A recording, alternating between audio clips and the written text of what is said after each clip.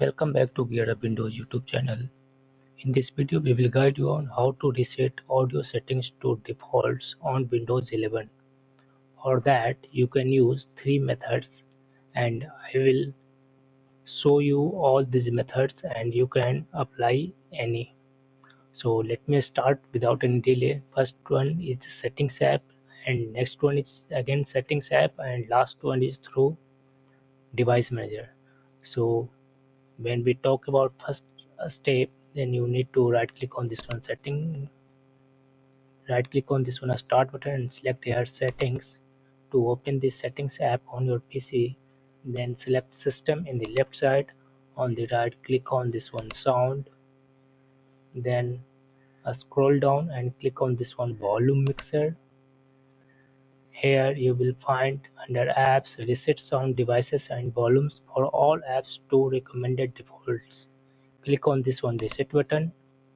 You will see a check mark and all sound devices and volumes will be reset to its default settings. Next one procedure is again through settings app. For that, right click on this one start button and select here settings,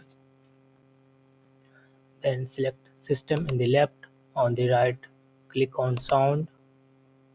Here under advanced, click on this one more sound settings, then select your output device and click on this one properties button. Here switch to enhancements tab and click on this one restore defaults button. Again switch to this one a partial sound and again click on this one restore defaults button, then click on OK. Last one method is through device manager. For that, right click on this one start button and select here device manager. Here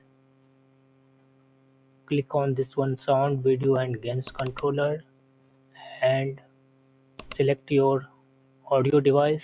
Right click on it and here select uninstall device option, then click on this one uninstall button and finally reboot your PC. Now Windows 11 will automatically install required drivers on your PC, and hopefully in case you have issues with sound, it should be fixed using any of these methods. Thanks for watching this video.